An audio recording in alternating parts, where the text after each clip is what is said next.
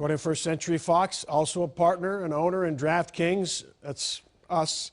Meanwhile, this could become an issue in Texas. The Texas Tribune reports State Rep Myra Cranauer will ask Attorney General Ken Paxton if these sites are legal here. So the Attorney General is likely to look into it. Heather. Yeah, Steve, I like the way you put it. That's us. That's our company, not us. To help answer that question, though, about whether this is legal or not, we are going to Attorney Mark Center. Thank you for being here with us. Thank you for having me. All right, so before we kind of get into this, I want to do a quick explanation, the X's and O's of how this works. It's all really pretty straightforward. First, you choose a contest. You go online, you figure out which one you want to be a part of, because each contest is different. They can be daily or they can be weekly. Some cost money, some don't. Then you got to pick your players for those contests. You're given a salary based on how much money you put down. Once you've reached the cap, you can't buy any more players. Then you wait, you score the points based on how well your players did. When the contest is over, you find out whether you won money or you lost money. That's all there is to it. It sounds a little convoluted, but people get into it, I guess.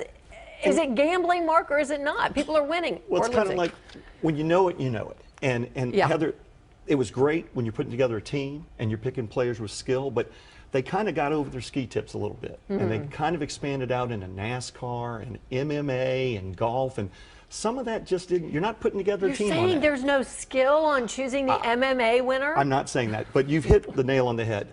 What it's coming down to, the New York AG says, this is a game of chance, not of skill. And that's what it's going to come down to. Whether it's skill and how much chance is involved. And that's really what the rubber's going to meet the road. Well, listen, so, I mean, the people who are into this, they love it. And they will tell you, you know what, every week, or some people daily, they go in and they're changing, you know, their players and their game and all of this. And they say that takes a lot of skill to kind of look at what they've done in the past or what they're going to do this weekend in a game. Well, I don't think people realize how big this has gotten. One of the companies was saying they were signing up 20 to 30,000 new people a day. A day? A day. A day. That's just sitting at home on your computer. A day. Or, But the problem was, kind of the jumping off point, what happened was, and I won't name the two companies, we know who they are, but one company's employee went ahead and participated in its competitor's game.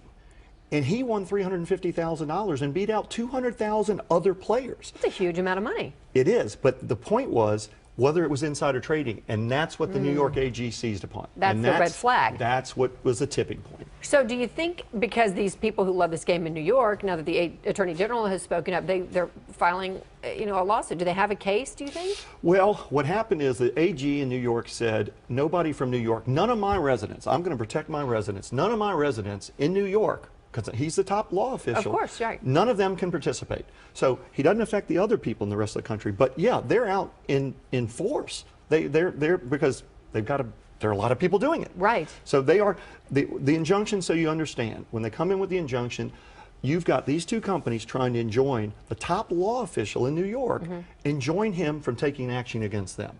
So they've got to come in there and say, first of all, this isn't gambling, but they're trying to say, enjoin is just what it is. Stop from doing something. So they each filed their respective lawsuits, and they're trying to stop the AG in New York from doing it. Well, you know, they're saying it's not gambling, but honestly, you look at the commercials, it looks like the Texas Lotto. I mean, it looks like the lottery. To me, it looks almost exactly, and you're like, well, I know it's a line, but it does. I'm not going to make an opinion on that, but that's not my ball of wax to decide that. But there's a lot of money changing hands. Of course there is. And you can see they had the dream team in cases in the past. They are putting together their dream team. They've brought guys out that have represented the New York Yankees, and see, all the heavy hitters are going to jump in on this. So here in Texas, is it going to trickle down to us from New York? Well, as you know, we don't have too many legalized forms of gambling. You've Right. got horse racing and lottery, and you've got one casino up in Eagle Pass.